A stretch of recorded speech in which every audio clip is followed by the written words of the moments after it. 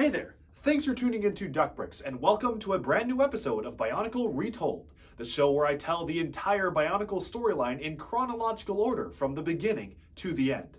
Now, of course, this contains major spoilers for the entire Bionicle storyline, and I actually have a video linked in the description below entitled How to Get Started with Bionicle if you want to actually experience the story yourself and not just have it be told to you in this summary format. But without further ado, I think we should just dive right in. Of course, all of the previous episodes have been linked in the description below, as well as the schedule and timeline for the release of all the future episodes of this series, releasing every 2 weeks. I hope you're enjoying this series so far, and definitely go check out the prior episodes if you haven't seen them already, because if you're just jumping into this one cold, you may be a little bit confused as to where the storyline is at. Without further ado though, let's just start off with a recap of Chapter 6, The Ignition Trilogy, Part 1, Doomed. Countdown to catastrophe. After thousands of years in disrepair, the Great Spirit Madanui, sentient energy source behind the robotic Matoran universe, is dying. In a perilous quest to claim the Kanohi Ignika, Mask of Life, and kickstart the rebirth of the robot, the Toa Nuva traveled to the dangerous island of Voya Nui. There, they faced a sound defeat at the hands of the brutish Paraka, rogue dark hunters unwittingly influenced by the spirit of Makuta Pterodax, who sought to claim the mask for his own purposes. Concerned with the fate of the Toa Nuva, the brave Matoran Jalar assembled a party of courageous Matoran to venture to Voya Nui. After a harrowing journey across the hellish realm of Karzahni, 6 new heroes washed ashore on the beaches of Voya Nui. Mutated by cosmic lightning from the Red Star and glowing from electricity coursing through their veins, they became the Toa Inika. Taking the fight to the Paraka and aided by powerful members of the Order of Madanui, these Toa fought and they won. But before they could claim the Mask of Life, the Ignika dove deep between the black waves of the dark oceans below Voya Nui, sensing Matoran in danger and lives to be saved. This is Bionicle Retold.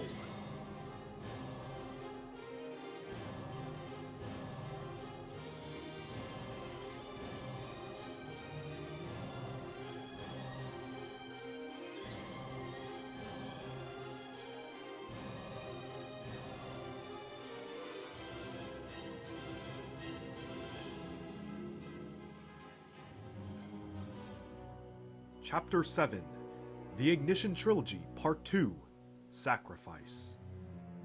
Prologue, Ancient History. Thousands of years ago, the Great Spirit Madanui created the 6 Baraki warlords. Radiant and noble, these Baraki were the prime beings of the universe, and divided the realm into a league of 6 kingdoms. Their rule was firm and absolute, but as their power grew, so did their ambition and greed. Plotting to overthrow Madanui and claim total control over the Matoran universe, the 6 Baraki began to raise armies amidst their kingdoms, preparing for a great revolution. But one among their ranks was uncertain of their success. Hoping to gain the favor of the Brotherhood of Makuta, he sold them out, and in a preemptive strike, Makuta Pterodax, general of the Grand Army of the Makuta, swiftly defeated the Baraki's gathering armies and captured the 6 treacherous warlords.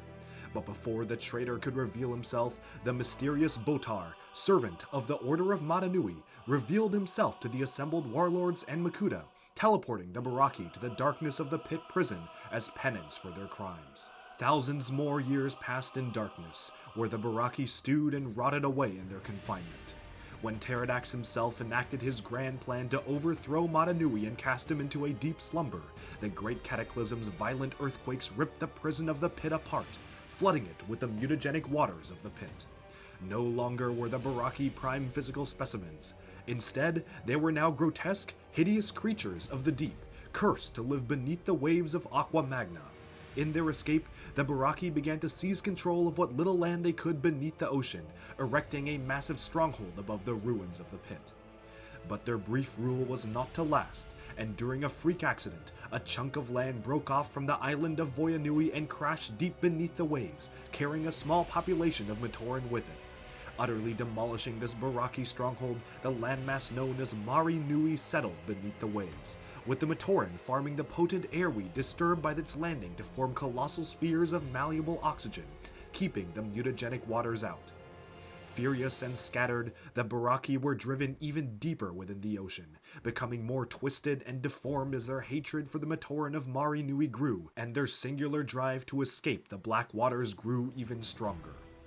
Years passed, with the Matoran of Mari Nui unaware of the Baraki's presence and barely managing to survive beneath the waves, being picked off one by vicious sea creatures or unknown threats.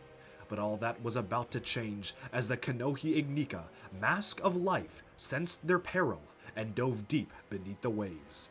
The future of the Baraki, Matoran, and all the universe was about to change, and a great conflict beneath the waves was primed to begin. If you're interested in learning a little bit more about the story, it was actually covered all the way back in Chapter 2, Rise of the Brotherhood, in a lot more detail, but of course I wanted to recap it now, just so you know the most relevant bits for this particular legend. Part 1. The Lost Land.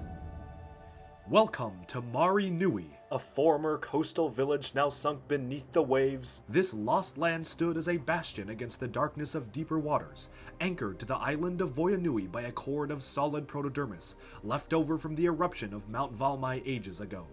In this underwater village, Matoran farmed the precious airweed, harnessing it in grand bubbles to keep out the mutagenic water. Over the years, this society radically diverged from all other civilizations, with the Matoran growing stronger, adapting to become great swimmers, and even experimenting with unstable underwater craft to delve deeper to more and more unexplored parts of the ocean. At the heart of this underwater refuge was the Matoran Council Chamber, inner sanctum where the Matoran of Mari Nui would gather monthly to discuss the latest issues and defense strategies.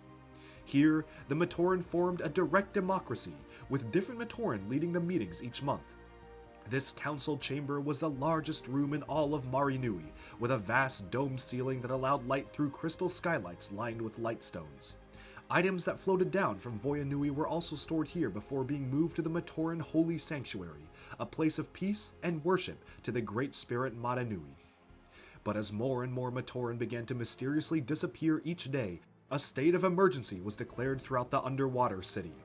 The current council leader of the month, a lay Matoran named Defilak, ordered a search through the perilous black waters of the pit to investigate these disappearances and launch a preemptive strike against these mysterious threats.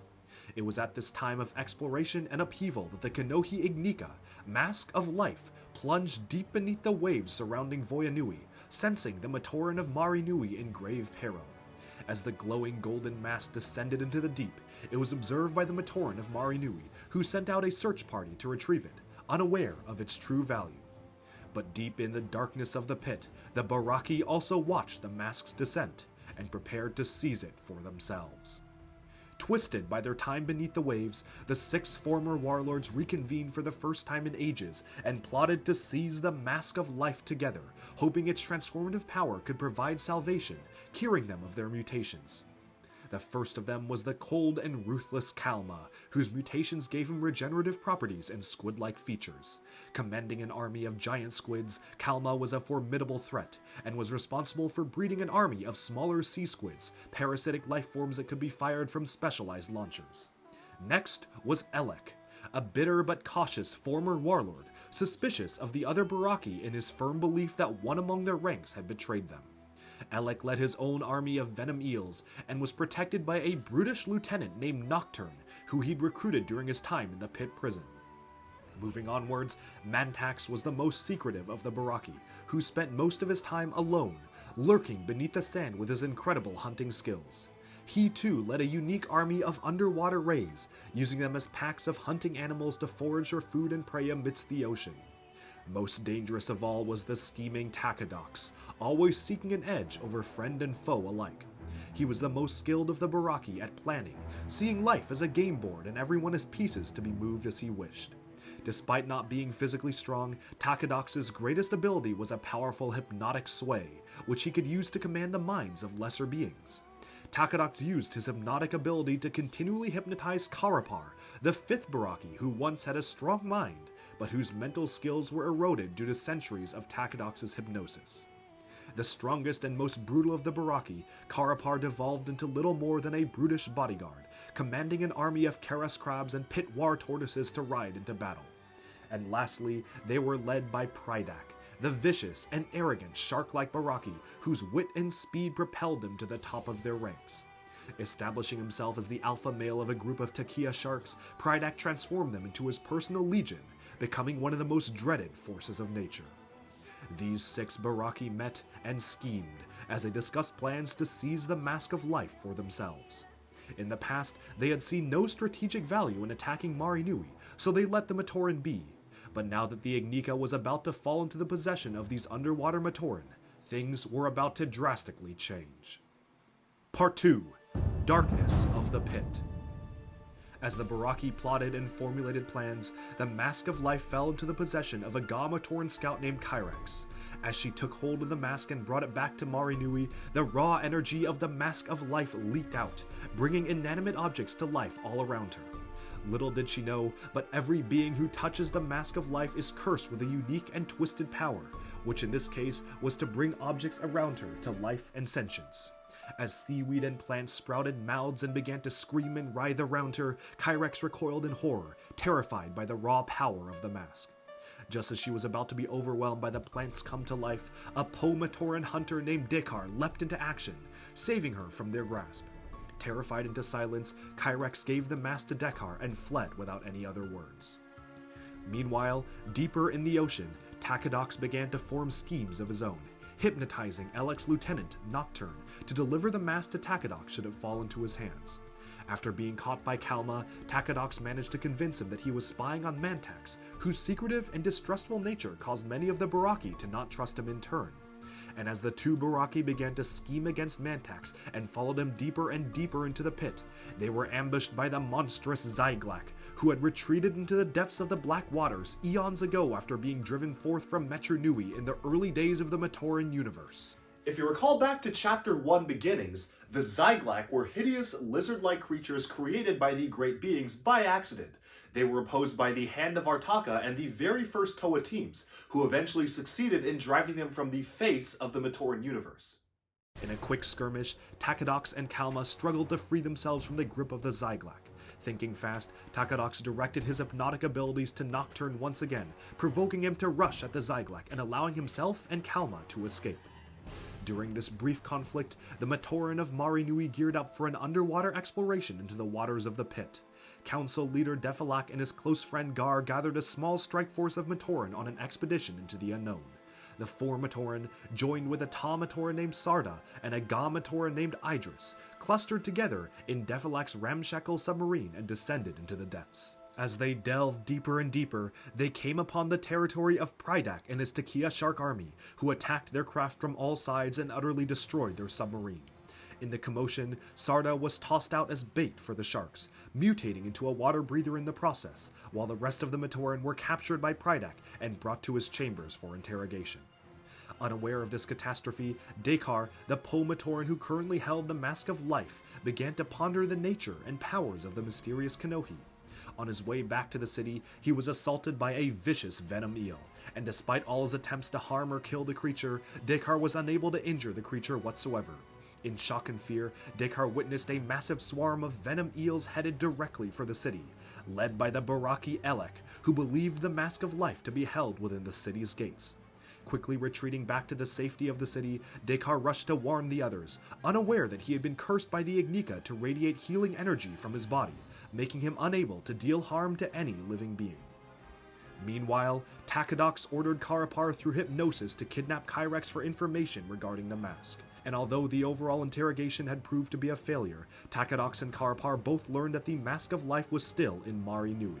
Fearful that Elek's attack would totally destroy the city and the Mask of Life, Takadox ordered Karapar to stop Elek, while he took Kyrex back to the city as a gift of peace. In turn, Karapar managed to force Elek to stop launching attacks on Marinui in case the mask was still there. As the commotion took place, the large army of venom eels had begun their assault on Marinui. The brave Matoran fought hard to defend their homes and defeat the eels, but due to Dekar's healing presence, no damage was done to the army. Quickly realizing it was the fault of the Mask of Life, Dekar rushed to remove it from the city, planning to smash the mask to pieces in an isolated cave far from the city. Meanwhile, in the territory of Prydak's Takia sharks, Gar and Idris made plans to swim for the city as quickly as they could, no matter how many dangers awaited them. Their companion, Defalak, was still being interrogated by Prydak, and the other Matoran began to lose hope that he would ever break free.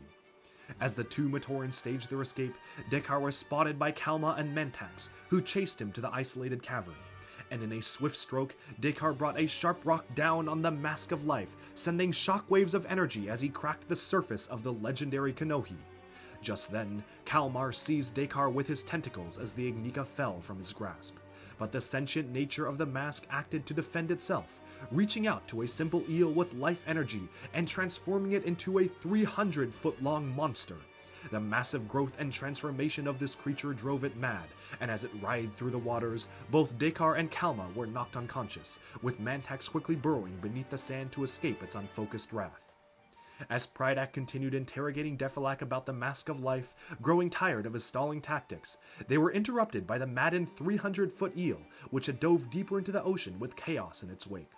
In the chaos, Defilak caught up with Gar and Idris, barely managing to return safely to the city, with news that Sarda, the Matoran who had accompanied them, was lost and likely killed. Little did they know that Sarda was rescued by a mysterious stranger, but that story is for another time. As the Matoran made their escape, Mantax caught up with Prydak and filled him in on the chaos unfolding around them. As the two Baraki headed for the cave where Dekar planned to destroy the Mask of Life, Elek and Karapar quickly followed them, suspecting that Prydak secretly knew the truth of who betrayed them years ago and planning to confront him. As the Baraki approached the cave, they found that Dekar was long gone, and in his place was a mysterious golden-skinned stranger, partially mutated by the Black Waters. This titan was Brutaka, who had recently been teleported deep beneath the waves to the pit prison by Botar. Now twisted into a water-breathing creature, Brutaka demanded the Baraki take him to the Mask of Life at once. If you recall from Chapter 6, Brutaka was the former member of the Order of Mananui who broke off from his friendship with Axon to pursue his own intents and seize the Mask of Life for himself. After aiding with the Paraka, Brutaka was defeated by Axon in a great battle that smashed Makuta Pterodax's antidermis vat, and was teleported by Botar to the remains of the pit prison. Unfortunately though, because the pit prison is basically pretty much destroyed underwater, this only brought Brutaka one step closer to the Mask of Life. As the 300-foot eel was distracted by the lights and glow of Mari Nui, it swam towards the city, with the Matoran rushing to smash their lightstones and plunge the city into darkness. As it approached the cord anchoring Mari Nui to Voya Nui, the eel was distracted by the sounds of a great battle raging inside the cord itself, a battle that we shall revisit shortly. As the eel reached the cord, it slowly began to squeeze, forcing the unknown combatants closer and closer to the entrance of the Black Waters. Amidst this chaos, Dekar regained consciousness and saw the Mask of Life laying beside him. As he reached out and touched it, the mask shone with light and radiated a desperate call for help. For the first time in its existence, the mask felt fear. In this physical contact, the mask shared all its memories and deep history with Dekar, who was overwhelmed by this onslaught of information and the true nature of the Matoran universe. Meanwhile, bolts of energy flew as the six Baraki worked together to subdue the 300-foot-long eel.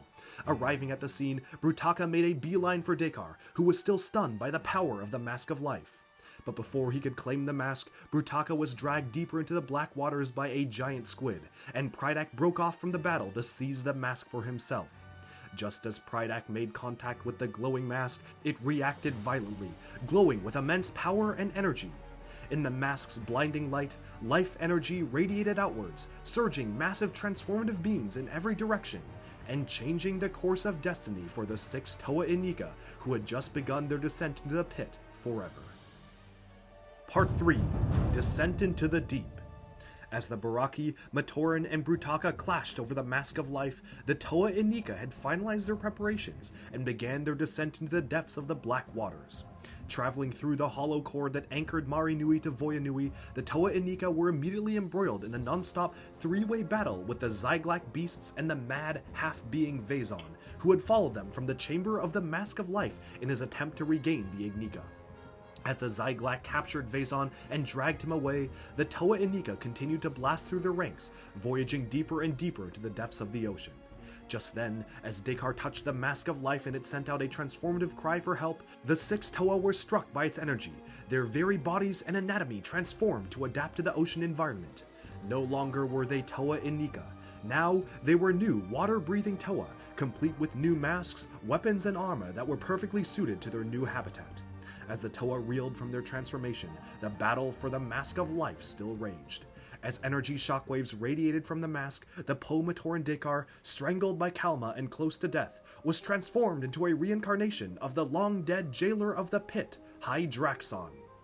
Memories flashed through Dekar's mind as ancient history was reborn before his eyes. He witnessed glimpses of Hydraxon's early life as member of the Hand of Artaka and his recruitment into the Order of Madanui by the first Toa, Helrix herself.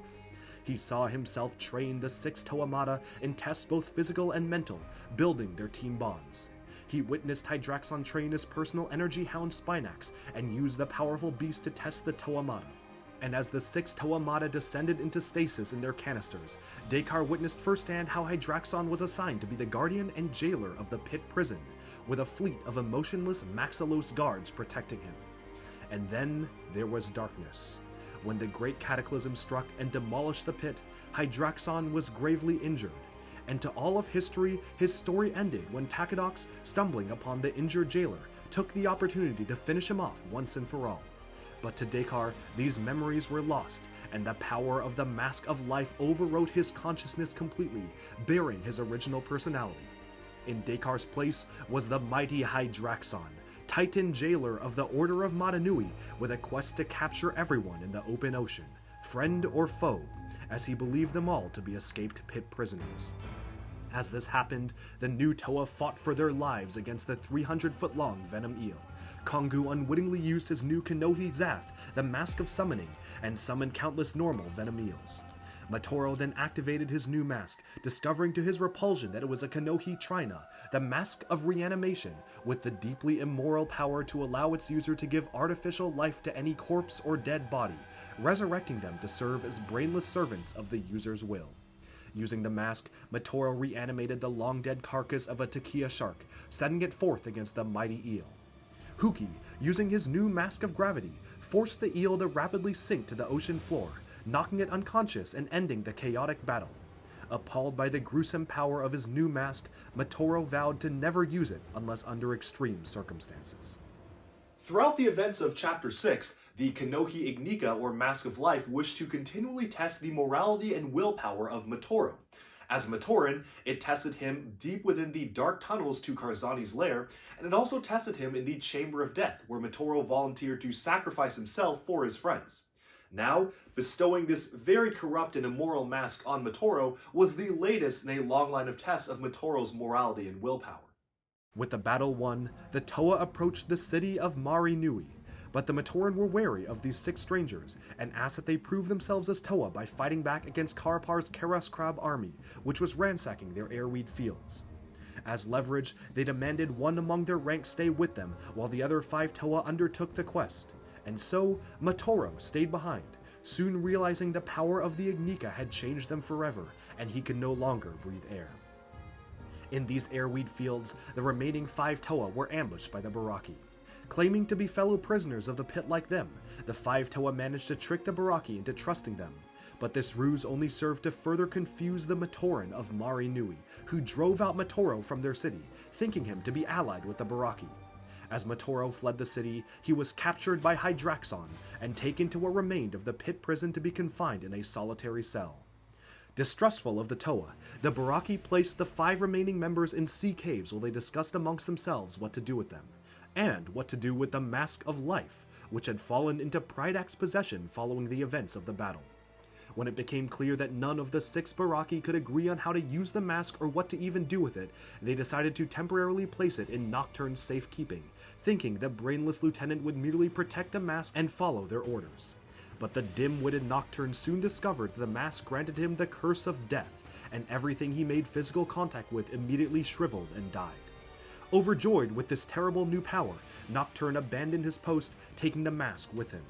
Unbeknownst to him, but cracks in the mask made by Dekar were seeping life energy, and uncontrollable forces began to permeate the animals and creatures around the mask, including a microscopic, plankton-like Gadunka, which began to ever so slowly grow in size. As the Baraki schemed, the 5 Toa made plans of their own to escape, with Holly using her Mask of Kindred to mimic the hypnotic power of a deep-sea Rahi, tricking the animal guards outside the cave to disperse. As the 5 Toa quietly made their escape, they came upon some unique Kordak blasters and firearms designed for underwater destruction. Coming back up to Marinui, Holly acted fast, asking Kongu to use a blast of air to push Defilak outside the air bubble, and swiftly saving him in a sphere of water.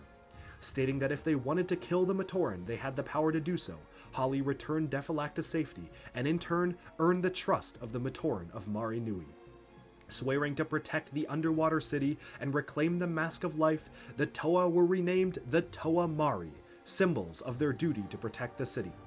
Splitting up to cover more ground, the Toa Mari headed to different sectors of the ocean to search for the Mask of Life, encountering their own trials along the way. In a desperate battle that ended in stalemate, Holly made a truce with Mantax, who was also searching for the mask on his own, and the two agreed to temporarily help each other locate the mask and defend against the vicious sea creatures.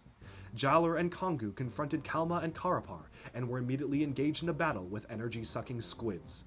Meanwhile, Nuparu and Huki were trapped in an undersea trench, attacked by Elek's army of eels and knocked unconscious. During all this time, Takadox's location was unknown. While all this was happening, Matoro remained in confinement in the remains of the pit prison, alone with his thoughts. As Hydraxon, jailer of the pit, went off to track down more escaped prisoners, Matoro was left to be guarded by an automated Maxilos security robot. But to his surprise, the Maxilos robot began to speak, and the voice behind it was darker, deeper, and one Matoro recognized immediately, for it was the voice of Makuta Pterodax himself.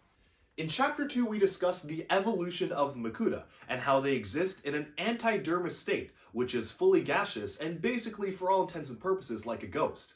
Every Makuta, in this form, can possess the body of a robot without a mind to think of its own, just like the automated Maxilos security robots here, as well as influence the thoughts and perceptions of others around them. This comes with a big downside though, because if a Makuta stays in the antidermis state for too long, then they'll eventually dissipate, eventually just killing the Makuta themselves. So they do have to find a host at some point.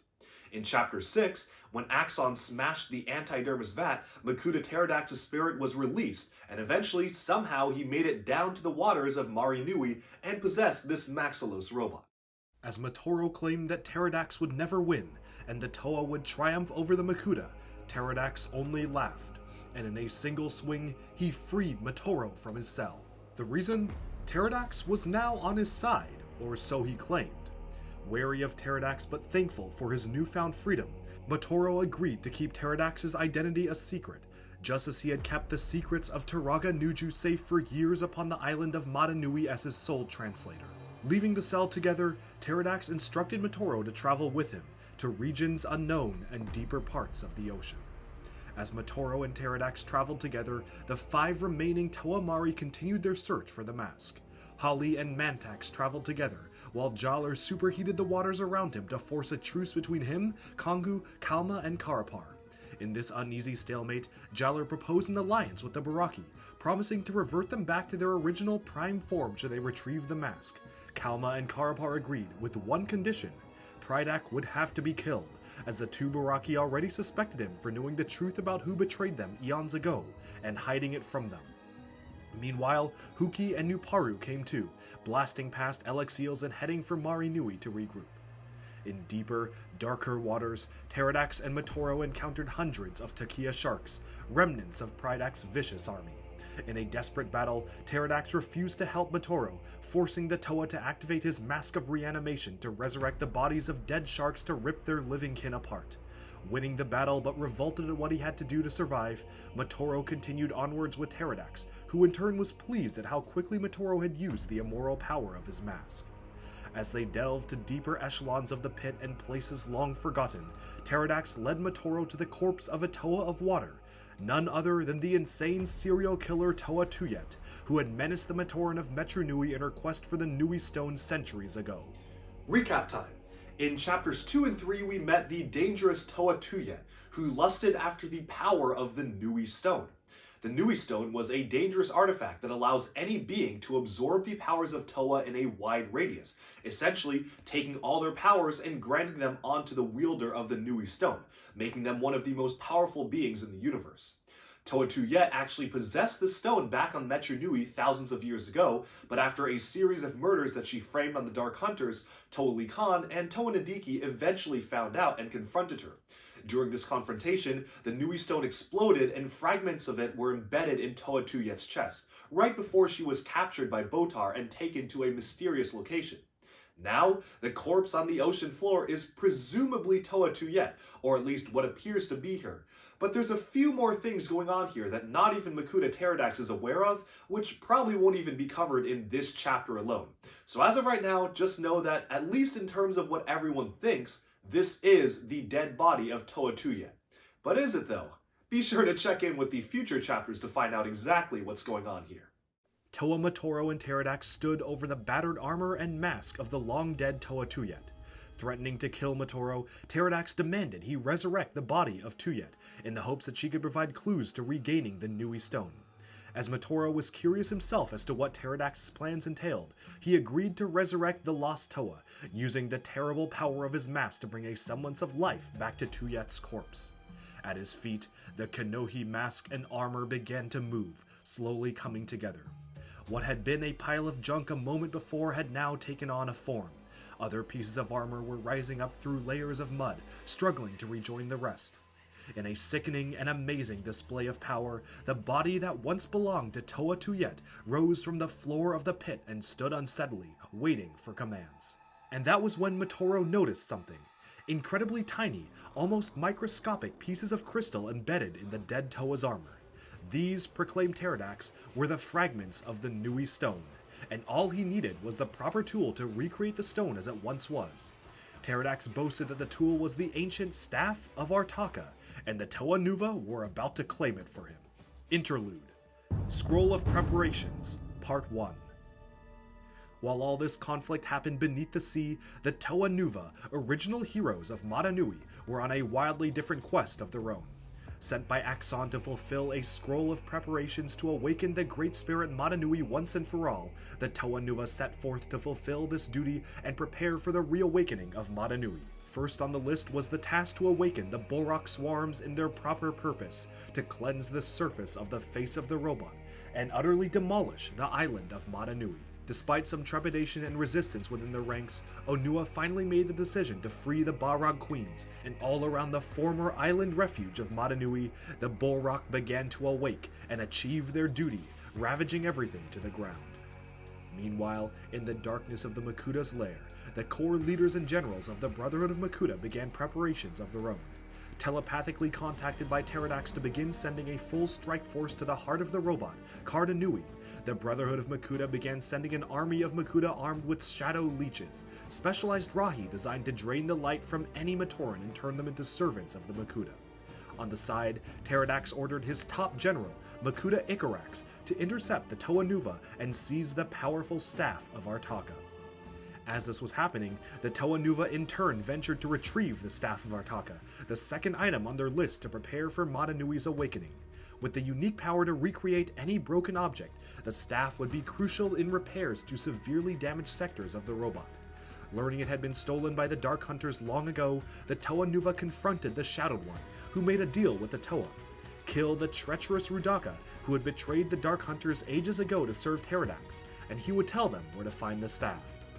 And so, the Toa Nuva traveled to Rudaka's home island of Zia, where they were caught in the crossfire between two rampaging Titan Rahi, the mysterious Tatrak of Metru Nui, who had been teleported across the lands in adventures of its own, and the ancient Kanohi dragon, which had been transported to Zia ages ago by Toa Likan.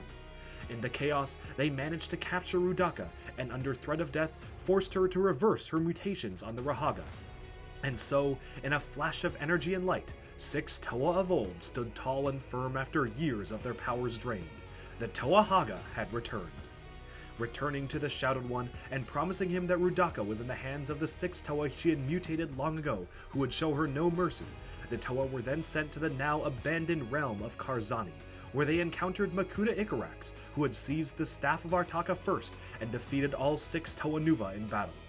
As ordered, Icarax headed straight for the black waters of the pit to deliver the staff to Pterodax, with the Toa Nuva in hot pursuit. Part 4. Terror of Karzahni. Back in the waters of the pit, Pterodax led Matoro and the mindless, reanimated body of Tuyet to a rendezvous point with Icarax. Along the way, they encountered Holly, who was confused and horrified to see Matoro leading the dead body of a mysterious Toa with him. Pterodax remained physically silent in the body of the Maxillos robot, but telepathically threatened Matoro. Should he warn Holly of Maxillos' true identity, he would kill them both. Knowing the Makuta meant his word, Matoro kept Pterodax's true identity a secret, but also secretly warned Holly in a coded message that something was wrong, and he was in serious trouble. As the two parted ways, Holly hurried to gather the other Toamari and help Matoro. At this point, it's time to revisit some prior events, and investigate what some other major players in the universe have been up to. In Chapter 1, we met the noble Toa Lesovic, leader of the universe's first Toa team, who tragically lost his entire team to a swarm of Zyglek in a fatal mistake. Guilt-ridden and denouncing his Toa status, Lesovic returned to his village in sorrow, prepared to lay down his Toa tools forever. To his horror, he discovered that in his time away, the Turaga of the village had gone mad and banished the entire Matoran population to the realm of Karzahni, where they would never be seen again. Among these were Lesovic's old friends, Sarda, a Ta Matoran, and Idris, a Ga Matoran. As fate would have it, Sarda and Idris had been on Voya Nui when Mari Nui sank beneath the waves, and were the two Matorans sent on the submarine mission earlier this chapter.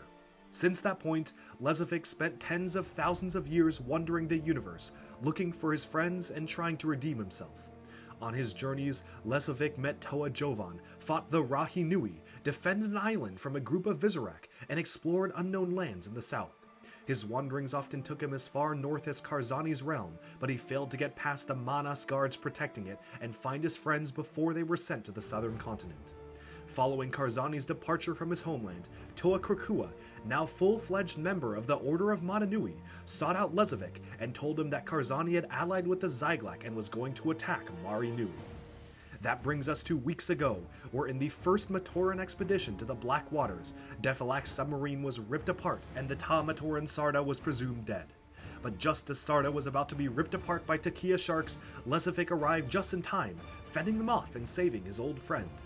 But there was no time for a reunion, for they had spotted the mad titan Karzahni, now mutated beyond recognition by the waters of the pit, searching for the mask of life on his own quest. In a brief battle, Karzahni trapped Sarda in a horrific vision, mutating Lesovic into a water breather as well. As Karzahni fled, Lesovic and Sarda met up with their old friend Idris, and the trio vowed to destroy the mad tyrant once and for all, and stop him from gaining the power of the Mask of Life. As Karzahni ventured deeper into the ocean, he came upon Pterodax, Matoro, and the reanimated Tuyet. In a heated battle, Pterodax seized control of half of Karzahni's Manas Crab army, causing the powerful Rahi to rip each other to shreds. Enraged at Karzahni's attempts to trick him with visions of doom, Pterodax lashed out at the Titan in a devastating mental blast, ripping Karzahni's mind to shreds and sending him into the depths of the ocean. Following Karzahni's tumbling body, Lesovic, Sarda, and Idris devised a trap to ensnare the wounded Titan once and for all. As Pterodax, Matoro, and Zombie Tuyet left the battle and continued onwards, the trio of Toa and Matoran engaged the still wounded Karzahni in combat. And after a brief but intense fight, Karzahni was temporarily defeated, and in a flash of energy and blinding light, the omnipotent Botar materialized before the four combatants, seizing Karzahni and taking him away to places unknown. His fight finally over and his honor redeemed, Lesovic left Mari Nui, accompanied by his companion Sarda, ready for more adventures ahead. Meanwhile, at the edge of the pit, Icarax arrived to deliver the Staff of Artaka to Pterodax, who dismissed him and attempted to use the staff to recreate the fragmented Nui stone from Tuyet's armor. Acting fast, Matoro rushed at Pterodax to prevent him from gaining the ultimate power of the stone, but was too late. Just as Pterodax was about to recreate the Nui stone, Brutaka appeared out of nowhere, revealing he had been following the Makuta for weeks, and seized the Staff of Artaka. Over his many weeks in the pit, Brutaka had been given time to reflect and ponder on his actions, and the betrayal of his closest friend Axon, and came to the realization that his greed would lead him nowhere.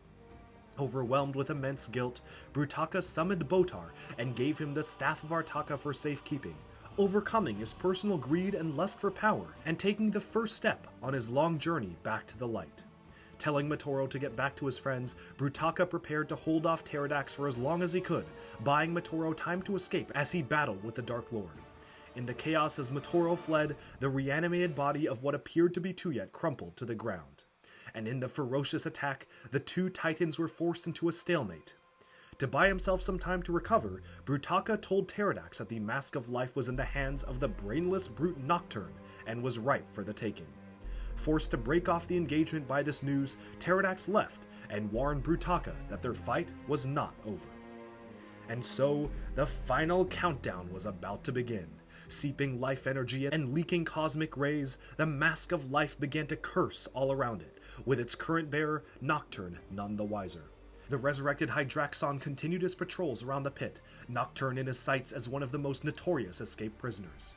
Motoro had reconvened with the Toamari, who had formed an uneasy truce with some members of the Baraki, while others, like the treacherous Takedox and their leader Prydak, were nowhere to be found.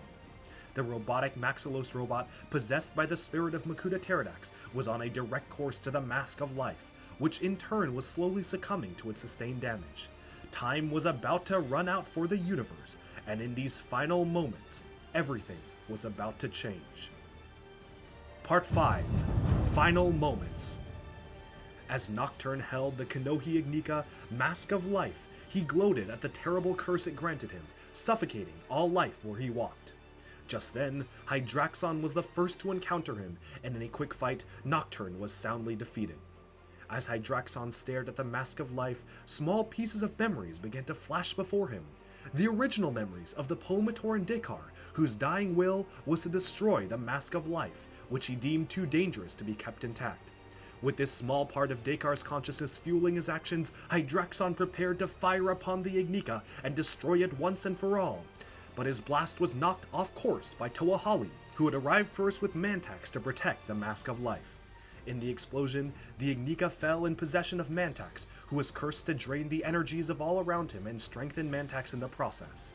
Reveling in his newfound power, Mantax broke off his shaky alliance with Holly and left with the mask in hand, Hydraxon hot on his tail. And finally reunited at last, the 6 Toamari assembled to assess the situation and plan their next steps. Motoro warned the other Toamari that the cord of cooled protodermis connecting Voyanui to Marinui must be destroyed for Madanui to be revived, which would allow Voyanui to sink back down to rest in place on the surface of the robot. This destruction would immediately kill all Matoran living on Voyanui and in Marinui, so the Toamari hurried to get them to safety as their first priority. Alright, so I just want to interject here with a quick bit of geography that is a little bit confusing to a lot of fans, myself included when it first came out, so I'm going to try to boil this down in the simplest possible terms. So this is the Great Spirit Madanui robot. So you've got the head here, you've got some sort of a body with a chest plate and whatnot, and it continues from there. So, of course, this was basically the standard configuration, and as I've said many times throughout many videos, the heart of the robot was Karzahni. So we've got right in here the heart of the robot, KN. This is essentially what serves as the power source for the entire robot. Above the sphere of Karzahni was a place called the Southern Continent, and this is essentially just a piece of armor that is inside the robot that Matoran were living on to perform maintenance. During the Great Cataclysm, a portion of the Southern Continent broke off and rocketed upwards, so it burst a hole from the Southern Continent right here, so now there's a hole directly to Karzahni. It broke through the chest plate of the first outer shell of the robot and skyrocketed upwards to the surface of the waters of Aqua Magna. So essentially this is the island of Voyanui. It was once part of the Southern Continent, but now it's essentially broken off and become its own thing.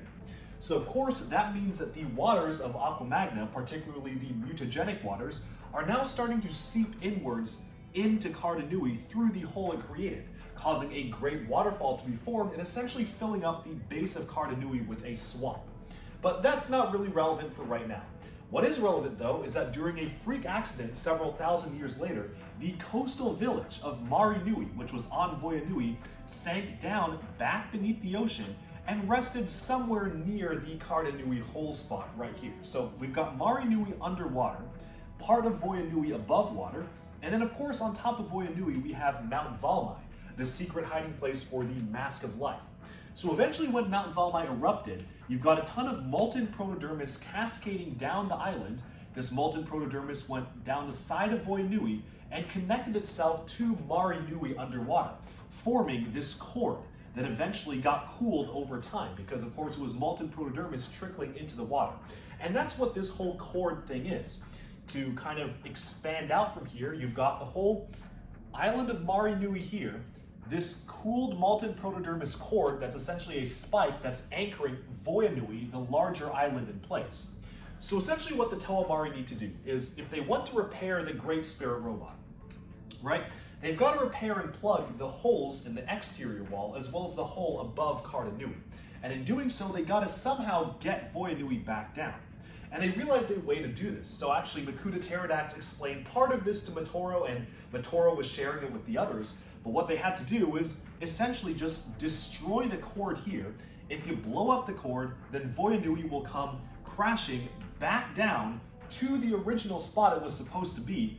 But of course, this is pretty catastrophic, and it will destroy all life on the island of Voyanui, as well as completely destroy Mari Nui in the process. So obviously they have to do some sort of evacuation first.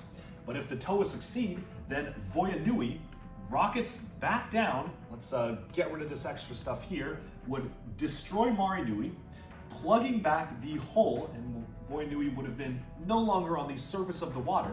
And now you've got the hole completely plugged in to Karzahni, which is stopping this great waterfall from flowing inwards and essentially repairing this large exterior damage to the robot itself. So that's essentially what the goal is of the Toa Mari to do. The other thing that I do need to mention is that don't forget the Paraka from last chapter are actually still hunting after the Mask of Life, and these Paraka have been tailing the Toa Mari along their journey. So we'll be seeing them pop up very soon.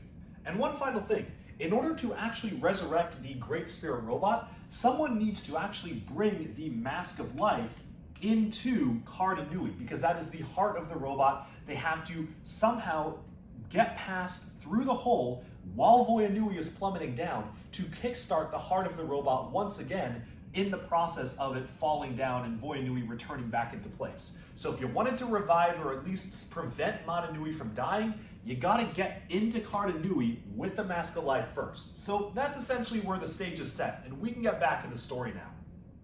In these final hours, the Toa Mari made preparations to save both the Matoran of Voyanui and Mari Nui, leading both to underground chambers with the help of Axon, protector of the Matoran of Voyanui. The Toa temporarily housed the population of both cities in these safe tunnels to prepare for the descent of Voyanui. During this migration, the Toa Mari were ambushed by the Paraka, who had been mutated into reptilian snakes. Zaktan took some Matoran hostage as the other Paraka swarmed around the Toa in a brutal ambush. Just then, Axon came to the rescue, charging in to defend the Matoran and managing to capture the Paraka under the watchful eyes of the Order of Mata Nui. With the brief battle behind them, the Toa Mari prepared for their descent back into the deep. Housed in an organic half-beast, half-machine, the Toa Mari's armor and weapons were repaired as the powerful transport blasted through the waters to carry them into battle. And as the Toa emerged from their transport, they were immediately attacked by the armies of some of the Baraki, who in turn were chasing after Mantax for the Mask of Life. Arriving on the scene of the battle were freaks of nature transformed by the mask, like Gadunka, the microscopic plankton now enlarged to massive stature and fueled by a drive to consume. As Holly, Nuparu, Huki, and Kongu engaged the sea monsters, Jaller and Matoro rushed after Mantax to claim the Mask of Life. Ambushing the Baraki with his powers of fire, Jaller separated Mantax from the mask, only for it to fall back into the hands of Hydraxon, who once again prepared to destroy the Mask of Life. Just then, the Maxilos robot appeared on the scene, finally revealing his true identity as the puppet master Dark Lord, Makuta Pterodax, to all who stood before him. Defeating Hydraxon in a duel and leaving the mask on the seafloor, Pterodax only stood by as Matoro seized the Mask of Life, making no attempts to stop Matoro and stating that he had his own reasons for the Toa to succeed, and that he had not lied in the beginning when he claimed he was an ally to Matoro. Elsewhere, the Baraki met at the Razor Whale's teeth, where Mantax revealed that they had been betrayed by one of their own thousands of years ago. Before he could reveal the traitor through a tablet he found on the ocean floor, explosions from a fight between Maxilos and Hydraxon, who now knew Pterodax's true identity, caused an avalanche. Takadox exposed himself as a traitor by stealing the tablet and trying to kill Mantax, but the other Baraki did not kill him, instead opting to keep him around just as long until they recovered the Mask of Life. Immediately afterwards, they were confronted by Maxilos, who revealed himself as the reason behind their imprisonment years ago, Makuta Pterodax. After a brief battle that left 5 of the Baraki seemingly unconscious, Takadox presented the ancient Tablet of Transit to Pterodax, which had been carved centuries ago as proof of his loyalty to the Brotherhood. Takadox hoped to be spared and offered to betray his fellow warlords once again, but instead, Pterodax cast him into a horrific vision of his sea insects turning on him, and left him to suffer alone. While he was distracted, the Baraki, who had faked their unconsciousness, gathered their armies.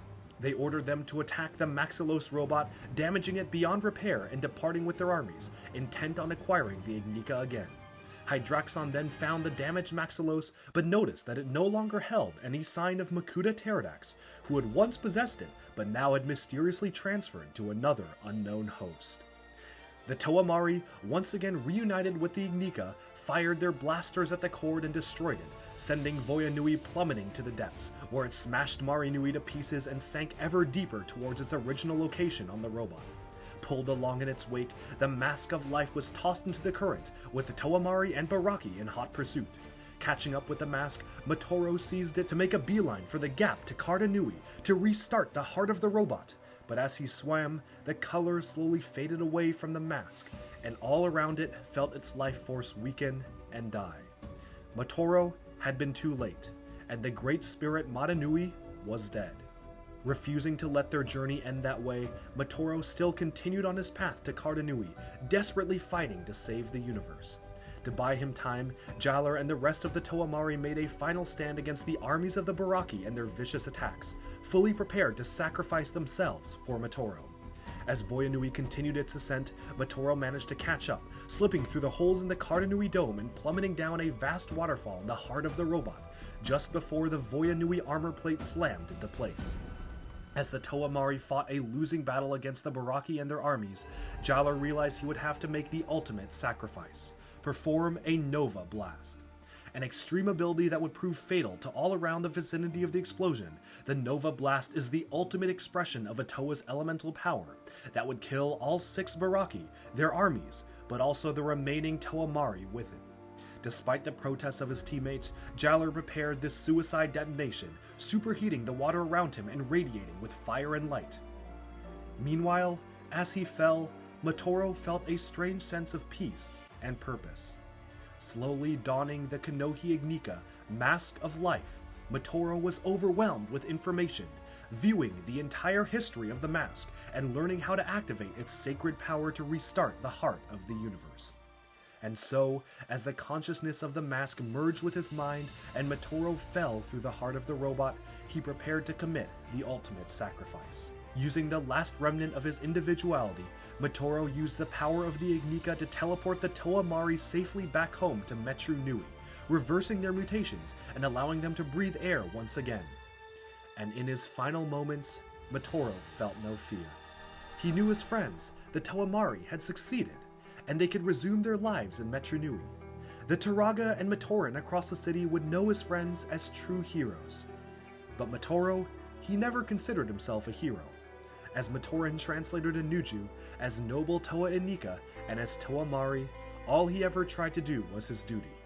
And now, that duty had led him to his destiny. Since the day the Mask of Life chose him as its bearer, all roads led to this moment. Motoro's energy mingled and merged with that of the mask, only to be released in an incredible explosion of light and power and life that surged through the Great Spirit. In that instant, Motoro, Toa of Ice, Keeper of Secrets, and Hero, truly died so that Marinui can live again. No one could explain the wonderful feeling that swept across the universe, but all knew the reason for it. Back safely on land in Metru Nui, Jaller deactivated his Nova Blast charge, and the 5 remaining Toamari sat in silence, remembering their comrade and friend. In a grand ceremony to honor Motoro, the population of Metru Nui celebrated his life and sacrifice, bathed in the warm glow of Marinui's light. The Toamari's fight was over, and all their trials had led to this moment. Epilogue, Scroll of Preparations, Part 2. While the death of the Great Spirit Madanui had been prevented, the quest for the Toa Nuva was far from over, and while Madanui had been saved from death, he was still entombed in a great slumber. The Nuva's duty still remained: revive the Great Spirit Madanui and restore him from this slumber. And so, while they had failed to recover the Staff of Artaka, the Toa Nuva continued on their quest to fulfill the Scroll of Preparations. Tahu and Kopaka went to Artidax to quell a series of active volcanoes, while Onua and Pohatu journeyed to obtain an artifact known as the Heart of the Visorak, controlling the Visorak hordes to gather in Artidax and be utterly destroyed by the heat wiping the scourge of the insectoid spiders off the face of the universe once and for all. With the Visorak extinct, meanwhile, Liwa ventured to what remained of Madanui to find a sundial, ordered by a strange and mysterious telepathic voice inside his head. Gali also went to Madanui to mark the location of the Red Star. While doing so, she activated her Kanohia Kaku and discovered that, to her shock, there was movement within the mysterious satellite and potential living beings trapped deep in space. As she hurriedly went to find the other Toa Nuva, she was transported by Botar to Daxia, where the Toa Nuva were reunited. There, Botar gave them the Staff of Artaka, which was used to repair the damage done in the Great Cataclysm as the final item on their Scroll of Preparations. With their list complete, the Toa Nuva were ordered to gather in the mysterious realm of Artaka, where their next mission was about to commence in an epic final battle in the heart of the robot, Karzahni. But that wraps up Chapter 7, The Ignition Trilogy Part 2, Sacrifice. In 2 weeks, tune in to the thrilling conclusion of the Ignition Trilogy, Chapter 8, Rising. Alright, and with that, we've wrapped up the entire story of Chapter 7 of Bionicle, the Ignition Trilogy Part 2. Let me know down in the comments below if there's anything at all you found confusing. I'll do my best to explain it and try to elaborate stuff in the comments as well. And also let me know if you're enjoying this series in the comments too. Thank you all so much for tuning in, and be sure to tune in 2 weeks when I post the next episode of this series, where we wrap up the Ignition Trilogy focusing on the year of 2008, where Madanui is revived once and for all. I'll see you then, and until then, stay tuned to Duckbricks for even more LEGO news, reviews, discussion, and analyses coming your way very soon. Thanks, and bye-bye for now.